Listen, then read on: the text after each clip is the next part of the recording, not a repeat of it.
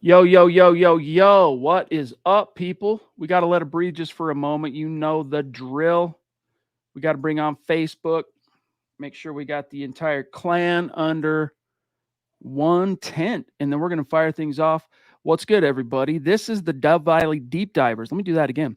What's good, everybody? This is the Dove Valley Deep Divers podcast. And as Lance adroitly put on the screen here, it's the 200th episode, which is an achievement. I feel like I'm kind of robbing you and Eric by co-hosting on such a milestone episode, but I'm co-hosting. I'm Chad Jensen. This is Lance Sanderson, who's normally running this thing, running this show. But we're kind of just making some lemonade since Eric Trickle is traveling for Luke Polglaze's wedding today. But Lance, dude, thanks for the invite. What's good, big dog? How are you?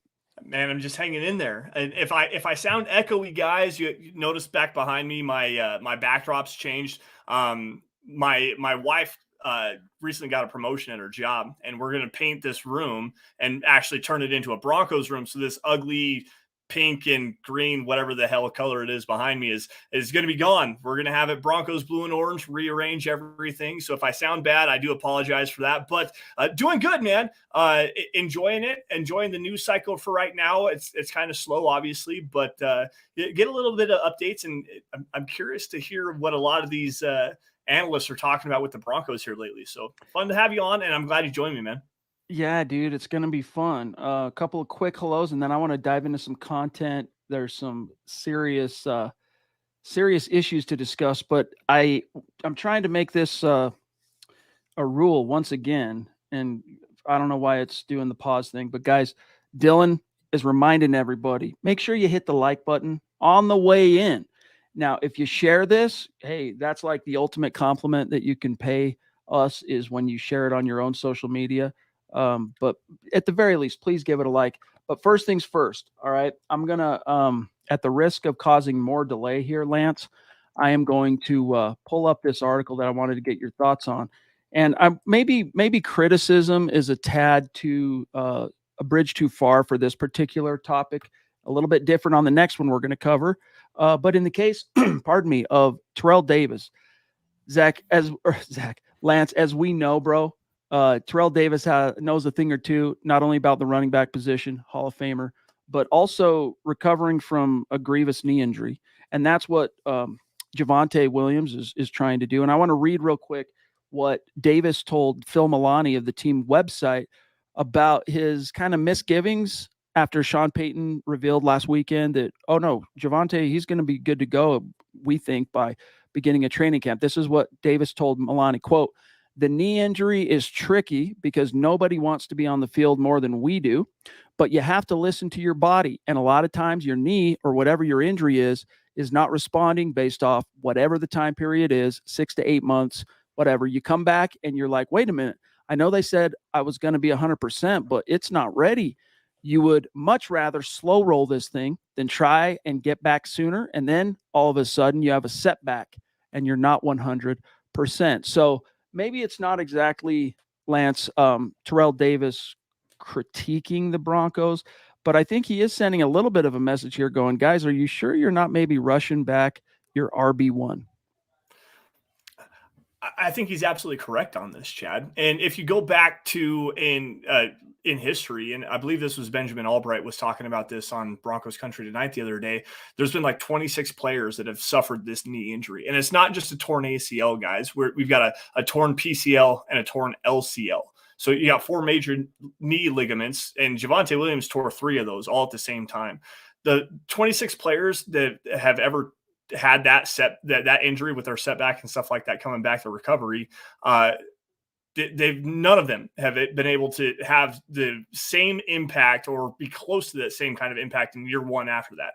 The last two players that have had that are Baltimore Ravens running back J.K. Dobbins, who missed the entire season after the fact, and then Carson Wentz, who has never been the same. So Javonte Williams, with that kind of prognosis, and the 6 8 months or whatever, you're talking 14 to 16 months from the time of that injury before he's actually going to be back to where he was prior to the injury. So I don't think that where Sean Payton is, like, he's throwing some coach speak out there, and Terrell Davis isn't necessarily calling him out on that, but he's saying, hey, be realistic here, guys. Javonte Williams is very much likely to miss a big portion of the season, if not the entirety of 2023. And based on the intel that I know, there's a good possibility he won't be ready to go until at least November. So again, not to, throw shade on Sean Payton or whatnot, but you got to understand where coach speak is and what he's trying to say here. Man, November would be rough. I'm like willing to accept the first quarter of the season. Maybe he's worked back in, maybe even misses the first quarter, but that's why you went out and you got Samaje Perine. So at the very least, though, now that you do have Samaje Perine, that buys you a little bit of goodwill, a little bit of a window, a little bit of breathing room, so you don't have to grind Javonte back too soon. And I hope they pay heed to that. Real quick, a couple of super chat hellos, guys. Thank you so much.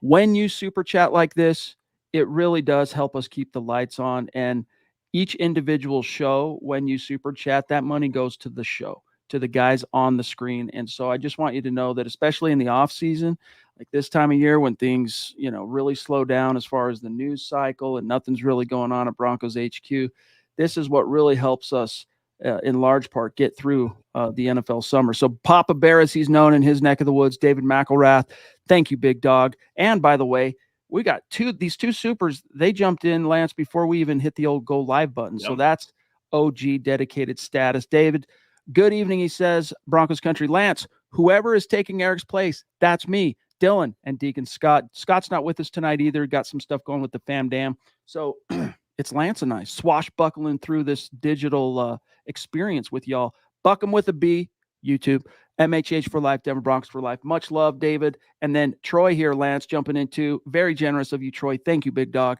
Thanks, He's Troy. saying, thanks, Dave. 'Tis the season for unrealistic optimism, not criticism. What say you? I don't disagree. And quite honestly, after this last year, the last 6 seasons where the Broncos have been an absolute dumpster fire. Like I've been with Mile High Huddle since May of 2018. So this is now almost exactly my anniversary Wow. with the website. And I've never covered a winning team. So all we've ever been able to do is just try to be valid with your criticism, but criticism.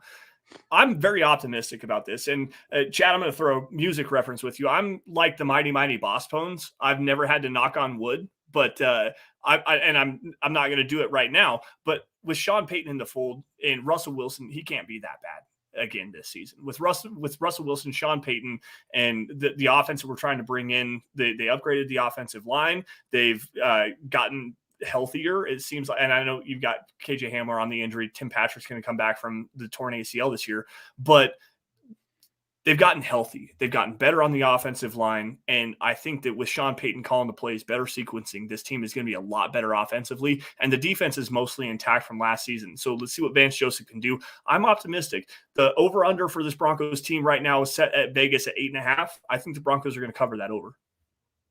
Dude, it's so weird that you just brought up that Mighty Mighty Boss Tones song because, look, you're kind of like a metal dude, like a screamo, not new metal, but whatever. I'm kind of more of a punk rock dude and hardcore. I love some metal. I can get into some Bridge the Gap, baby. I can get into some different forms of like hip hop and whatnot, and a little bit of country. But I have traditionally, Lance, been a staunch opponent of ska. I have hated ska. Seriously. Me too. Like Skankin' Pickle, the freaking Boss Tones, Aquabats, all that stuff. Anyway. Real Big Fish.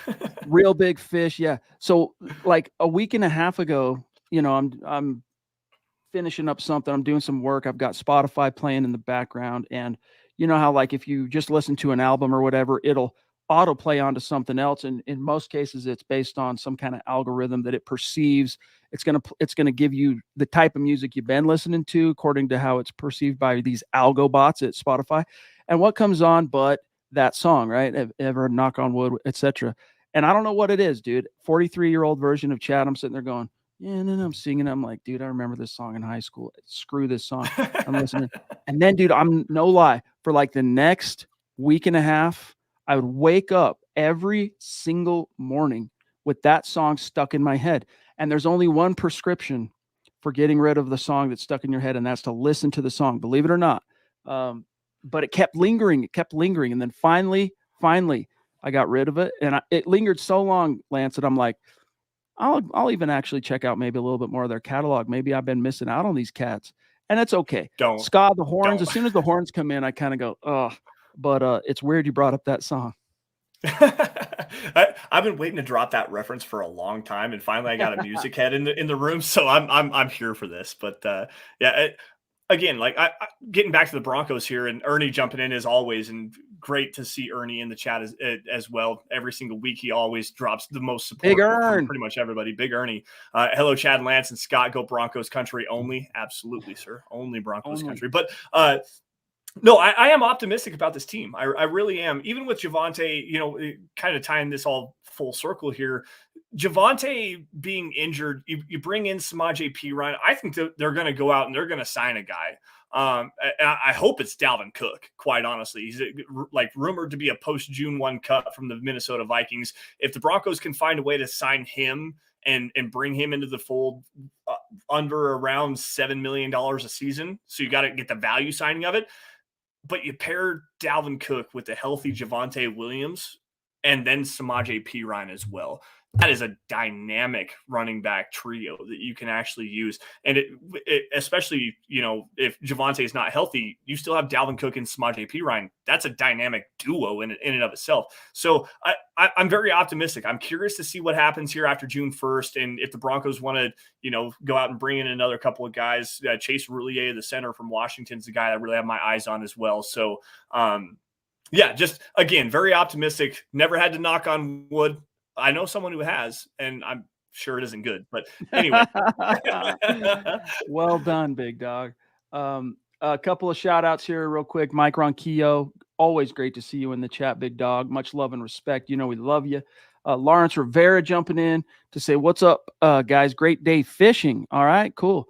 I was so happy to finally get back on the water. I got my fish finder. Now I want to go back out. I'm not so much a fan of fishing as I am catching. Fishing's boring to me, dude, but I love it when they bite and you got one on the hook. So I'm a fan of catching, not so much fishing, but hey, to each their own. Hope you reel them in, big dog. I hope you can reel big fish. Do you feel? Yes, feel me. I'm here. I'm here for this content. They're just serving it up to us tonight. Dude, this is the hard-hitting content that people come to on Dove Valley Deep Divers. I swear to God. Nobody wants the Broncos content. They want the music take. I'm here for this. That's right. Shout out to Greg Smiths. Always so diligent in all the chats. Great to see you tonight, big dog. What's up, Greg? Miguel Santisteban, fresh off getting as the winner of the most recent jersey giveaway on MHH as a supporter. Saying, what's up, fellas? What's up with the rookie not knowing who the silent assassin is? So, yeah, guys, this was one of the topics Lance and I wanted to get to tonight, in case you missed it. Now, it's a little bit old news because MHH, we didn't really cover this till today because the Broncos PR department, they're phenomenal. They're great. Everyone, and what they do is when there's a press conference or a player coach remarks of any kind, they have a whole department that will transcribe those quotes and they send them out to us in an email. Makes it real easy on us. But for some reason, even though we got Sean Payton's remarks this last weekend, they didn't do it for the players. So I just went through and each day I transcribed one or two of their little pressers. And so I didn't really get to JL Skinner, Lance, till today. And I'm listening to this dude talk, and he's asked, hey, what are your thoughts on how you keep getting compared to Steve Atwater? And I'll pull up the quote so that you guys can see a little bit kind of how ridiculous it is. But Lance, he didn't know who this guy was. And even when people were saying this to him, Steve Atwater, he was like, It wasn't until he walked through the indoor practice facility, and saw Steve Atwater, big banner up there, alongside maybe only 4 or 5 other players that are in Bronco canon that are, high enough profile to be on that wall. Then he went, oh, wait, this dude is like living legend. So kind of bizarre, but whatevs. What are you going to do? It's the YouTube generation, I guess. Yeah. Well, I put this out on my Twitter account. I retweeted your article, the one talking about JL Skinner. And I you better learn something today, Rook. Like, let's go here. And all joke aside, I don't blame the guy. Steve Atwater retired in 1999. JL Skinner was born in 2001. The dude never played in his entire lifetime. I know, but Now, let me just stop you on that for 1 second. I feel you, because I was having these same thoughts. Okay, but then I think to myself, whether I'm like with my band stuff, as a writer, as a blogger, as a podcaster, if I'm entering into the realm, I am searching out and figuring out who the greatest are at that, not just now, but like who are the best all time. It is a little bit surprising that he doesn't know one of the very few pure safeties that's actually in the Pro Football Hall of Fame. right. He lost a couple of brownie points. I'm not going to completely torpedo this cat, but like a few brownie points. Sorry, go on. Well, I don't disagree with you, especially when you're coming to Denver. Like, there's a point Yeah. in every rookie's career where you have to understand, I'm going to this particular destination. I need to know at least a little bit of the history, especially of the players that play at this position. Because it's not only like, the Broncos had Steve Atwater at safety that is like the premier name. You've got John Lynch, you've got Brian Dawkins, you've got Kanoy Kennedy, you've got Justin Simmons, you've got who's another one just off the top of your head that you can think of that is like Dennis Smith. Let's throw his name out there. Like, the Broncos have a very rich history at the safety position. They've always been very good there. So with JL Skinner playing that position, you would think, if nothing else, take some time out of your day, learn about the history of the Broncos, learn about the players at the position that you are currently playing, and how these media members are going to come at you and say, hey, you played the safety position, you compared to Steve Atwater. Do you have any thoughts about that? Now, again, Steve Atwater retired in 99. JL Skinner was born in 2001. I was born in 1990, dude. Like, I grew up watching Steve Atwater, but I don't remember him playing for the entirety of my childhood life. I remember watching him in highlights. I remember watching Kanoy Kennedy. I remember watching John Lynch. I remember watching Brian Dawkins. I remember watching those guys. You just name dropped Kanoy Kennedy? Yes, I did. Props. Yeah, I absolutely. Kanoy Kennedy was actually one of my favorite Broncos back in the early 2000s, dude. Like, he was awesome. Super hard hitter, comparable to Steve Atwater.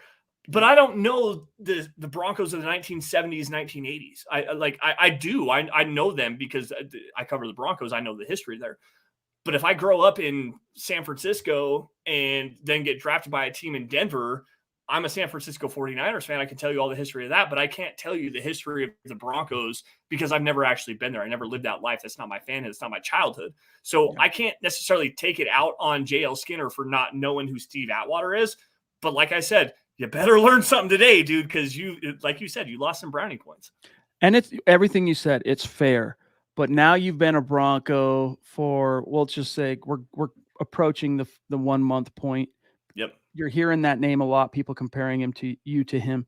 Time to turn on some YouTube and watch some highlights. Better yet, the Broncos have all the film that ever existed on Steve Atwater, every snap. So go ask them. Real quick, some shout outs. Pete Middleton, across a couple of ponds in Cambodia. What's going on, big dog? Great to see you. Appreciate you. And it's morning there, by the way. See, Broncos country, not a geographic location, baby. It's a state of being, and would love seeing that, Pete. And then here's a good topic here from Keith Brugman on Facebook.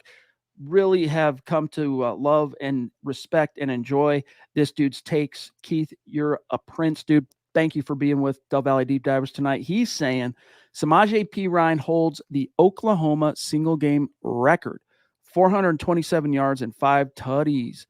We've got our RB1 until Javonte returns. Thank you for pulling that out. That's really good insight and just historical kind of reference for us. But how are you feeling, Lance, about the prospect of Perine being the RB1 and also kind of relative to what we can kind of project this offense is going to be? Yeah. First things, shout out to Keith and Albert Knoppers and Jody Moncrief for having me on their show a couple of, it was last Tuesday, I believe. A couple times now I've been on Denver Bronco Roundup. Check that out if you get the opportunity to. But to Samaje Perine, I guess my biggest question here is he's only had 95 carries one time in his career, and that was his rookie season 5 years ago. He's never been a bell cow back. he's been mostly in a rotational role behind Joe Mixon. So you're thrusting him into a role he's never had, at least going back to his time at Oklahoma. So while I'm very high on him, I think that he brings a certain element to the offense where you can have him out there on first, second, and third down because he's quality in pass protection. He's also very good as a receiver out of the backfield. I got to see more from this guy. He's never had that bell cow back kind of thing, and the Broncos' depth behind him. I mean, they bring in Tyreek McAllister again. They let him go for rookie camp. They bring him back in. Jock Patrick, I think is his name. The XFL dude. He's an undrafted guy and is an unknown. So you're asking a lot of a guy like Samaje Perine to be the guy, and I have a question about it. I'm sorry. Jaleel McLaughlin, a college free agent, Yep. and then Emmanuel Wilson also being thrown into this mix. So yeah, I'm optimistic, but I'm like Lance. Yeah, no doubt, indeed, big dog. I'm like Lance in that I'm optimistic, but I want to see it a little bit before I fully believe it, just because there's no skins on the wall relative to him being an RB1. Real quick, I want to grab this, shift gears for just a second here from String Guy. Wants to know, where are the Broncos with cap space right now? String Guy, by the way, thank you for being with us, big dog. Appreciate that very, very much. At the risk of freezing things up, I'm going to go ahead and do a share screen here, Lance, and we'll all do a little scratch and sniff together. You ready? Here is the NFL currently cap space leaders in the league. So the Bears, for those listening after the fact, or maybe you're cooking up dinner and you got us in your ears, the Bears are number one with $32.6 million in cap space. Panthers are 2 with $27.2 million. Lions 3, $25.4. Colts 5, $23.5. You got to really dig down to find the Broncos, which at this stage, I mean, I guess we could count it from the bottom up, might be a little easier. 32, 31, 30, 29, 28, 27, 26, 25, 24, 23, 22. They're 21st with $8.9 million. And Lance, I've got to assume, because it's over the cap, they're really on top of things when a rookie signs their contract. I got to assume that that includes the rookie class. So you look at that, 8.9 million here. Let's see, what is that effective cap space? So, shave $1 million off, 7.9 million. That's more than a little Evan Mathis money in the event you get to training camp, realize, hey, we need one more kind of mercenary edge rusher, or, hey, we need a better swing tackle option. Quinn Bailey and company aren't really passing muster, but that's where things stand currently, guys. I'll bring it back up. Sorry. Here you go. There, just so you can see it.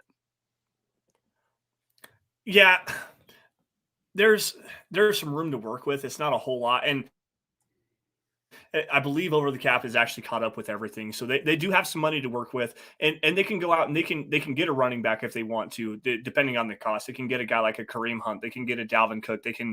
I don't think it's going to happen, but let's just throw out Ezekiel Elliott or Leonard Fournette. Like, those two guys are definitely still available. I think that what they need to do, though, and I put this out on an article at milehighhuddle.com last week, talking about 3 particular free agents that the Broncos could add. You mentioned the edge rusher position. That was one of them. I had Marcus Golden on that list. I also had the center Chase Roulier from Washington, a former Wyoming Cowboy. Go Pokes.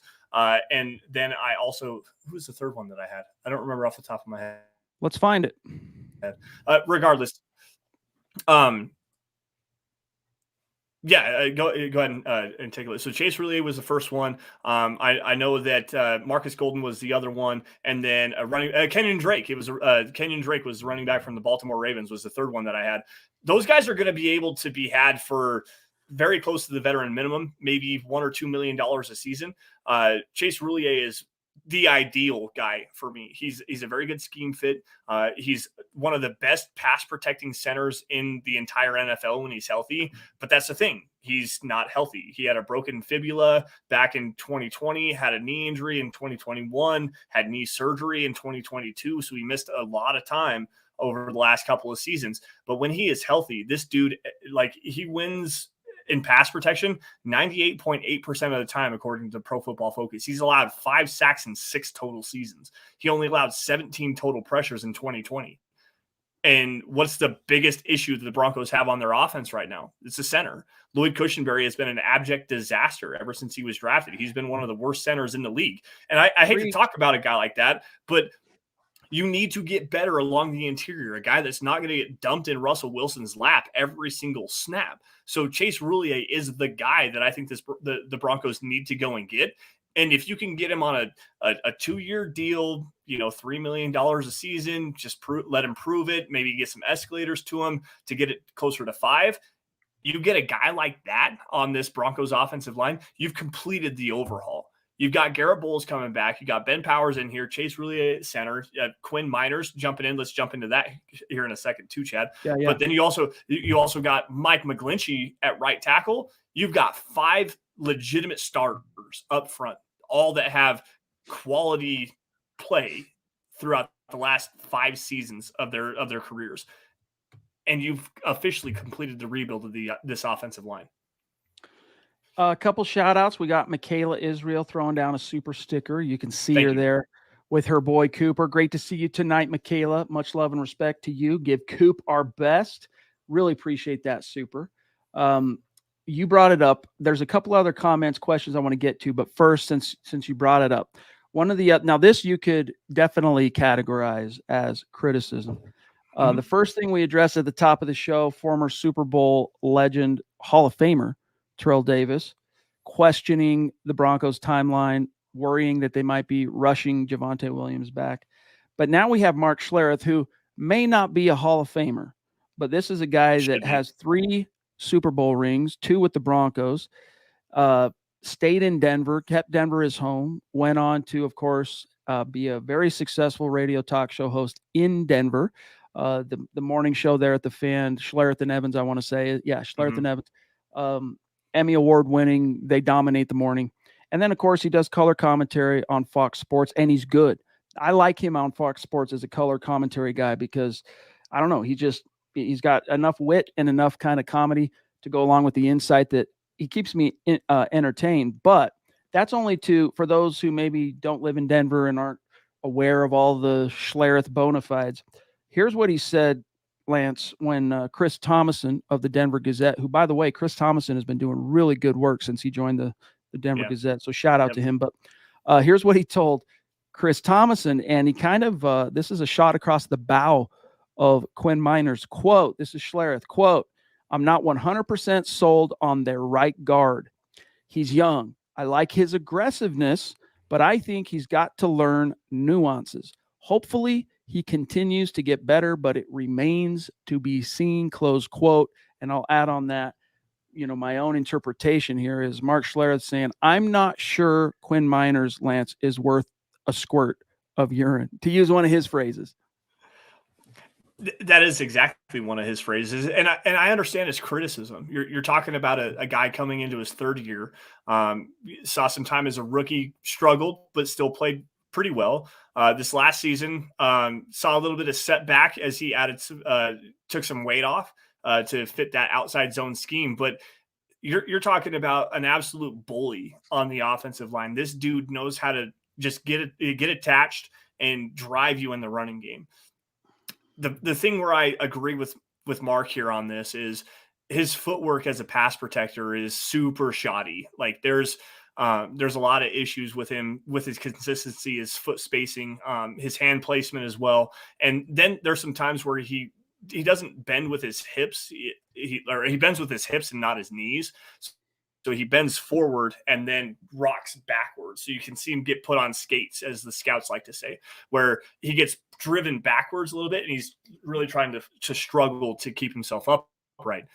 Now that we're in a more power-friendly scheme with Sean Payton, I think you're going to see a big step forward with Quinn Meiner's moving forward. This dude, he's, like I said, he's super physical. He has great hand placement. He knows how to drive guys off of their spots.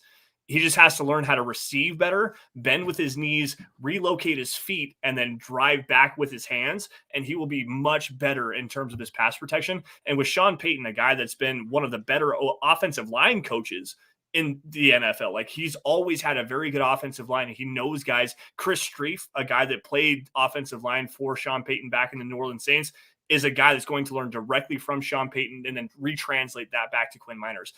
You're going to see a very big season from Quinn Meiner's this year. Very big season. I think so too. Zach Streif, he's a guy comes in, won a Super Bowl as an O lineman, starting guy, tackle with Sean Payton. But I'm of the opinion, and not only does this apply to Quinn Meiner's, Lance, but it applies to everybody on offense. I mean, really the entire roster, but specifically here on offense. And that is, we always hear this phrase associated with quarterbacks and franchise quarterbacks, to be specific. But in the case of Sean Payton, I think it's apropos as well, which is he's the tide that raises all ships. And so that's why I'm cautiously optimistic that we might see an improved version of Lloyd Cushenberry. And I'm very optimistic that we're going to see a slightly more polished version of Quinn Meiner's, who, yes, coming from D2, missing that whole last year in college because of the pandemic. He's a little bit raw and rough around the edges, but the want to that he plays with, and the tenacity, the physicality, the power, it's like they say, you work on your weaknesses and you rely on your strengths. And that's a nice foundation strength wise to rely on. Real quick to segue, Pete, yes, 2 years subscribed. You're a prince, dude. We love you, big dog. Keith bringing up, we got Keith and Miguel bringing up. Yes, Keith saying, thank you for the reminder too, guys. I know this is a Broncos podcast, but we must give our respect and pay honors to Jim Brown, R.I.P., the great Hall of Famer, has passed away. And Miguel, thank you for the super chat in honor of the late, great Jim Brown. Thanks, Miguel. So look, I'm not going to pretend to be an expert on all things Jim Brown, but I'll tell you this, that guy, he became an icon, and he could have played twice as long as he played. He could have. He walked away. He meant a lot to the game. He meant a lot to football culture, went on to do acting, went on to be a very outspoken kind of commentator on just, culture, I guess is the best way to put it. Very unique, legendary figure. And so I take my hat off to him. RIP to the late, great Jim Brown. Yeah, man. One of the greatest running backs this game has ever seen. And there's a reason why people refer to him as the greatest running back ever. He was amazing, especially back in the 60s and 70s, I guess early 60s and late 70s. Like, one of the greatest we've ever seen. There's going to be an award named after him eventually. And I can't, give more condolences to his family than possible. May not have been a Broncos player, but when everybody says Jim Brown, you know exactly what you're talking about. Great on the field, great off the field, was a philanthropist, was an activist, and kudos to him and his family, and may he rest in peace, man. It's a big loss to the NFL world today. Phil down in Tucson. Love you, big dog. Hope you're doing well. He's saying, good evening. I got a feeling that tonight's I'm just kidding. Got a feeling we will have more return yards than in the last 2 years. What a difference that could make. Hashtag Buckham with a B, MHH for life. Love you, Phil. Well, how much do you believe in two things? How much do you believe in Marvin Mims, Lance? And how much do you believe in the collective upgrade on special teams between Mike Westhoff and Ben Kotwica in terms of achieving what Phil's saying here? Well, I think that we're on the road less traveled right now, young whippersnapper, and there's nowhere to go but up. So, honestly, thank you. Again, with the music references, make sure you check out Bridge the Gap's new album, Secret Combinations, guys. But for real, it doesn't even only end at Marvin Mims. I mean, the Broncos went out and they brought in Tremont Smith, the cornerback and punt returner from the Houston Texans from the last couple of seasons, a dude that is electric with the ball in his hands. I mean, I think he has 2 pick sixes in his career and a punt return for a touchdown as well. So I keep forgetting about him for some reason, dude. I'm glad you brought him up. Well, it's easy to forget about him. He was that, third or fourth wave of free agency, a guy that signed on for, I believe, like $2.1 million. So you've got that. You've got Marvin Mims, who is an electric punt returner. You have still Montrell Washington, who may very well not make this roster, but at the same time, you still at least have that return ability, the dynamic ability with the football in your hands. And then you bring in Mike Westhoff, who is potentially a Hall of Fame special teams coordinator. This dude is legitimately one of the best top guys we've ever seen in terms of special teams coordination. And then Ben Katwika, a guy that Sean Payton handpicked. Like, he's worked with Mike Westhoff before. Then he brings in Ben Katwika, and he wants to, turn this special teams around completely. And then also add on top of that, every single player that the Broncos drafted outside of Alex Forsyth has played on special teams on return. Like Drew Sanders was a special teams in return. JL Skinner, special teams return. Like, then obviously Mims. So. You just unplugged your mic. Whatever you do with your hand. Just go into your settings and just make sure it's reconnected. I'll just real quick while you're doing that. Give me a test. There you go. You good? Okay, sorry. Again, rearranging the room stuff got kind of messed up. Anyways, the Broncos have reset the special teams room in a way that is incredibly exciting for me. You've got a lot of experience. You bring in a lot of players that have experience playing in special teams roles, specialized special teams roles. So I think it's going to be a lot better. It's going to be a lot better. And it can't be any worse than it was last year because according to Football Outsiders, the Broncos were 32 in DVOA on special teams. So it has to go up. Nowhere to go but up, baby. We got GGG, the triple G in the house. Appreciate the super chat, my friend. He's saying, and by the way, guys, we're at about 37 minutes. And we ended up having to start a little bit late. So get your comments, questions, get your super chats in now. We got a little bit more time. But anything burning on your burning topics, get them in the chat. But Gigi says, hey, fellas, Sanders in 11, Moss in 12 would be cool. I'm not sure. Now, listen, Zach Kelberman is like my C3PO, my syntax interpreter. Like he can go, oh, yeah, he means this. I suck at this. If I have to take away one of my teenage son's phones and I look at their text, I can decipher like half of what they're saying to their friends and stuff. So I really suck at this. Sanders in 11, Lance, Moss in 12 would be cool. I mean, I'm trying to think, is he talking personnel? But we're on the wrong side of the ball here. So I really don't know what he's saying. Yeah, I think we got some personnel stuff going on. Sanders in 11. Gigi, clarify in the chat. We'll look for it. Yeah. Bring that up. Come back with a Sanders in 11, Moss in 12. Oh, okay. So Sanders in 11 personnel, Moss in 12. So you're talking but defensive that's side offense. of the football. These guys are defense. Well, talking about in defense going against the offensive side of the football here. So Sanders in 11, where you have you need to have a fluid athletic linebacker that can play in coverage, especially out in the slot, would make a lot of sense. And that's what Drew Sanders does really well. Riley Moss in 12, where you have the extra tight end, but you can play Riley Moss off of the line of scrimmage and he can be a tight end killer.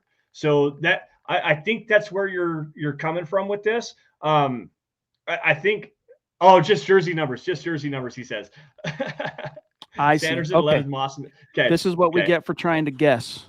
Well, but I like going to the football side of things. He actually brings up a pretty salient point here. Drew Sanders playing out in 11 personnel, a guy that can work sideline to sideline and be that coverage linebacker, and still be able to attack the line of scrimmage as well. He's got enough range, enough fluidity. The length is there. Obviously, this is a dude I'm super stoked on. I'm working on the film breakdown, guys. So give it a few days, and I'll have that to you. But Riley Moss in 12 is something that's very interesting to me because you can play him in like that nickelback, that dime backer kind of role where he can play off the line of scrimmage and play with physicality and speed against tight ends. So that actually makes a lot of sense. That I never thought of it like that, but at the same time, if you want to talk football, 11 and 12, there you go. There you go. All right. I want to shift gears real quick and grab this from Todd Ostendorf. He's been a very patient boy. Got this one in quite a while ago. 5:59, in fact, in God's country time. So thank you, bud. You're in every single chat, my podcast, this podcast, every podcast, and we Thanks, appreciate Todd. you, big dog. Always. He says, defensive rookie of the year candidates on the Broncos. And Lance, I got to tell you, I'm not really sure that there is a bona fide candidate for this, and it's not because Drew Sanders, for example, isn't good enough to perhaps garner that level of attention if he can produce as a rook. Lance, it's that he's got two bona fide cats ahead of him, one of whom just got paid and extended in Alex Singleton, and the other guy, Josie Jewell, who, two things, is like the general on the field, the leader, the brainchild guy, keeps everybody lined up, knows the score, everyone looks to him, and he's in a contract year. Broncos want to extract every dollar of value that they're paying him in that contract before he ends up hitting the bricks. So what I'm saying is, barring injury, Dickie Barrett, Boss Tones, knock on wood, you're probably not going to see Drew Sanders garner the level of snaps it would take to garner that kind of attention. And as much as I like Riley Moss, he's a spitfire kind of guy. I love him. Similar thing. If and unless he vanquishes, say, Damari Mathis in open competition, ends up being the starter opposite of Surtain on the boundary, even then, dude, he's going to have a long rookie year. I'm telling you, I like him. But even then, do you remember when Mathis got put in at first last year after Ronald Darby went down? And, dude, those first 2 games or so that he was the starter, every quarterback the Broncos faced, they picked on him. And then eventually he got wise to it, and eventually he figured out how to stop drawing penalties and relinquishing big plays. And he ended up making quarterbacks pay, because he was not quite there yet, but holding his own to where you're not worried about that. They're not like singling him out as the linchpin in their game plan. Moss, if he ends up starting, that's how it's going to be, and he's going to have to figure out how to disabuse those quarterbacks of the same notion. So I don't know, this time around, Lance, I'm not sure there's enough runway just with the situation of the roster for any of these cats. Throw in JL Skinner as well to win Defensive Rookie of the Year. The one guy that immediately stands out, and while I don't disagree with you on Alex Singleton and Josie Jewell, it's immediately steps up as Drew Sanders. And the reason why I say that is because you're talking about a kid that played at the edge position at Alabama for 2 seasons and was a very effective pass rusher. He also had 9.5 sacks for the Arkansas Razorbacks this last season. So he has the ability to play off the ball and play in coverage, the length, the fluidity, the range, and everything he has. But he also brings that pass rush upside. And while I don't want it to be this way, you still don't know what the Broncos have, not only in Nick Bonito, their second-round pick from last year, but also Baron Browning. And Jonathan Cooper, while he's good against the run, is just a guy, like a guy out there. So Sanders, with that length and the athleticism, the bend that he has in his lower half, you could actually see a spot with him coming off of the edge for this Broncos defense, and overtaking Nick Bonito and maybe even overtaking Baron Browning. So you have him flying around in the second level of the defense. You have him coming off of the edge as a pass rusher. Maybe he does get 7 or 8 sacks. Maybe he does get a couple of interceptions. Maybe he does rack up with 75 or 80 tackles or something like that. It's not outside of the stretch of possibility, given good health and a good rotation with him. You could see that. I also think that Riley Moss has an opportunity here as well, because while I like Damari Mathis a lot, and he played very well, especially coming down the stretch this last season, there was those rookie jitters. There was the times where he was definitely picked on. And Riley Moss, while he comes in with that, with those rookie jitters as well, he's very much more technically sound than Damari Mathis was coming out of Pittsburgh. Riley Moss has his great footwork. He has great change of direction abilities, and that dude just knows how to find the football. He had 11 interceptions at Iowa, 6 total pick sixes over the course of his 4-year career there. So this dude knows how to find the football. He's a quality tackler. If he gets out on the field, if he has the opportunity to, there's no chance to, there's no question to me that he could be potentially in the running. I just don't know that he's going to have that role. Drew Sanders, though, absolutely. Like, this was a potential first round pick coming into the draft, and he falls all the way to 67 for the Broncos. And while I like Josie Jewell, Drew Sanders is a better player right now. Absolutely. There's no question. Alex Singleton, he signed that big deal. Josie Jewell's in the last year of his deal. It would not surprise me to see Drew Sanders take a big step forward in year one, get on the field early, and make a huge, huge impact. We'll see. We'll see. We got the GLP in the house throwing down a generous super chat. What's up, Gary? Much love and respect. Thank you for checking in on a Friday night here on Dove Valley Deep Divers and throwing down a super. He says, hey, Chad and Lance, go Broncos, MHH for life. Buck 'em with a B. Love that, big dog. And then I want to grab this from Mike saying, hey, I watched some wide receiver, some videos on Marvin Mims. He's going to be mismatches for corners and safeties covering him. Yeah, this dude, he's really interesting because, first of all, it's a Sean Payton hand-picked wide receiver for his scheme, so that's got to get you excited. Second of all, 4.38 speed. Yeah, you got the short area quickness and the toughness, tenacity to be a punt returner and succeed at it. That's going to help. That's kind of icing on the cakes type stuff, I think, Lance. But I'm reminded an article I wrote up today. We've been talking about it on a few different podcasts this week at MHH, but Pro Football Focus released their projected starting lineups now that the draft is in the books for all 32 teams. And for the Broncos, surprise, surprise, another national outlet that's not paying attention to the little things in Denver had KJ Hamler as the third wide receiver in other words, starter, 11 personnel, etc., 3 wide. And it's like, hey, dude, listen, KJ Hamler, if all things were equal and he was healthy and was starting training camp on the same square one that Marvin Mims is going to be starting as a rookie, then I'd maybe be a little bit less skeptical of even the notion that he's going to be looked at as a starter. But look, you're forgetting also PFF. Sorry, Tim Patrick. That's technically, we know this out of the gates. Tim Patrick is going to be the third wide receiver onto the grass. And when that happens, they just move Jerry Jeudy around. And, I mean, you'll see these wide receivers in Peyton's scheme get moved around a lot more than what we've been used to in years past. But I'm rambling a little bit to only circle back here and say Marvin Mims will fit in with that somewhere. Sean Payton drafted him. He's got some kind of a vision for him. And I think he's a guy, Lance, that is going to be leaned on heavily to help take the top off and loosen things up inside for the X guys and even Jeudy to make some hay underneath. I don't disagree with that at all. Quite honestly, I think KJ Hamler has a very short stay on this roster moving forward, and that sucks because I'm a huge KJ Hamler fan. We were at the game. That was actually the Mile High Huddle meet and greet at the Jets game where KJ Hamler tore that ACL and dislocated his hip, and he's just kind of struggled to come back from that. But he's also had inconsistency catching the football. And that's something that Sean Payton does not deal with very well. Your job is to catch the football first and foremost.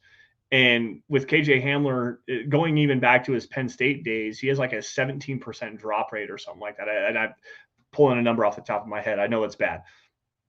With Marvin Mims, though, you've got a guy that has a very similar skill set, very similar size stature as well.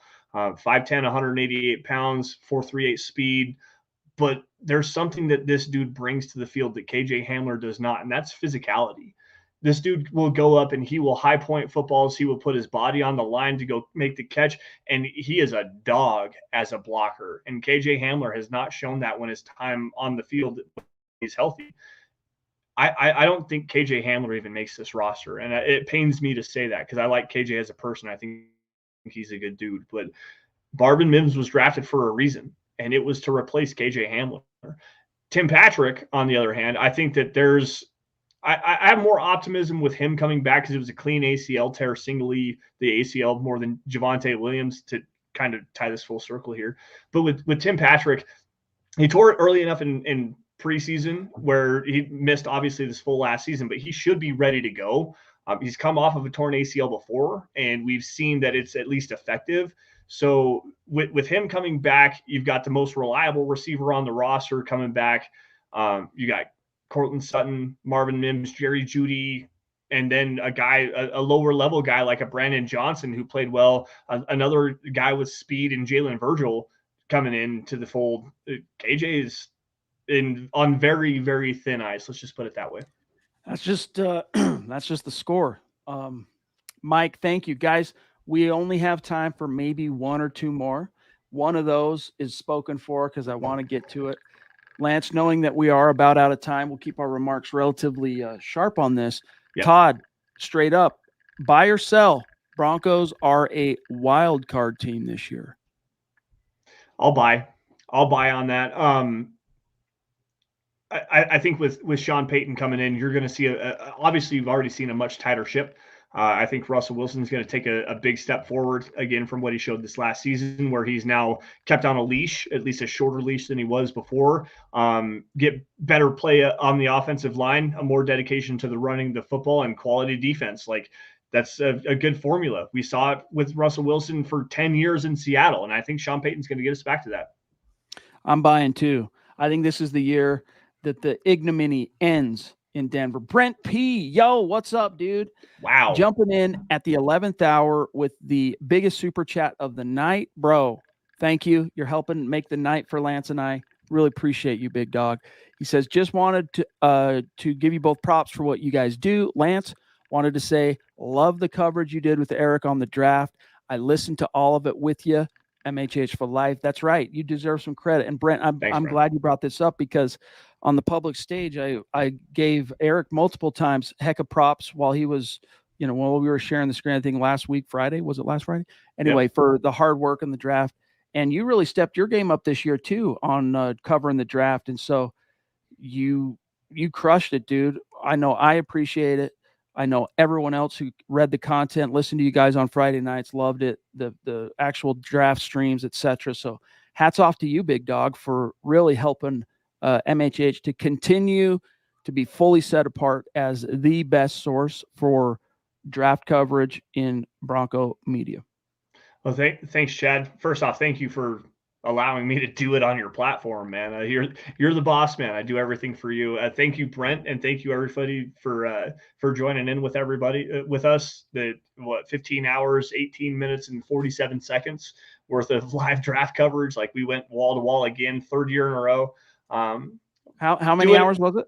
15 hours, 18 minutes, and 47 seconds. Golly, straight. Where with no breaks. Like it was incredible.